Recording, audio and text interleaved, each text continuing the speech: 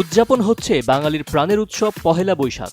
আধার পোহানোর প্রত্যাশা আর মানবতার জয়গানে রমনার বটমূলে বরণ করা হলো নববর্ষ। বর্ণিল আয়োজনে শেষ হলো পহেলা বৈশাখের মঙ্গল শোভাযাত্রা, আলোর দিকে ধাবিত হওয়ার প্রত্যয়।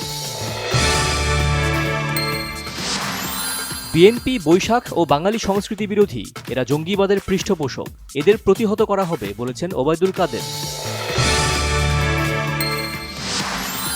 নানা আয়োজনে সারা দেশে উদযাপন হচ্ছে পহেলা বৈশাখ। বিভিন্ন জায়গায় বের করা হয় মঙ্গল শোভাযাত্রা। অবশেষে 1 মাস পর মুক্তি পেলেন সোমালিয়া জলদস্যুদের হাতে জিম্মি 23 বাংলাদেশি নাবিক, দুবাইয়ের পথে জাহাজ আব্দুল্লাহ। মুক্তিপণ ছাড়াই জিম্মি 23 নাবিককে মুক্ত করা হয়েছে। এত অল্প সময়ে উদ্ধারের ঘটনা নজিরবিহীন, বলেছেন নৌপরিবহন প্রতিমন্ত্রী খালিদ মাহমুদ চৌধুরী। ঈদের ছুটি শেষ, রাজধানীতে ফিরছেন নগরবাসী। কমলাপুর রেল স্টেশনে মানুষের ভিড়, কাল থেকে খুলবে সরকারি অফিস।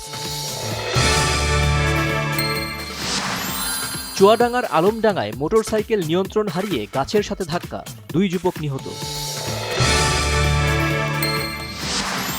প্রথমবার ইসরায়েল ভূখণ্ডে ইরানের ক্ষেপণাস্ত্র ও ড্রোন হামলা, ইরাক, জর্ডান ও লেবাননের আকাশসীমা বন্ধ ঘোষণা, বিশ্ব নেতাদের নিন্দা। দারুণ পারফরম্যান্সে কানসাস সিটির বিপক্ষে ইন্টার মায়ামিকে জয়ে ফেরালেন লিওনেল মেসি।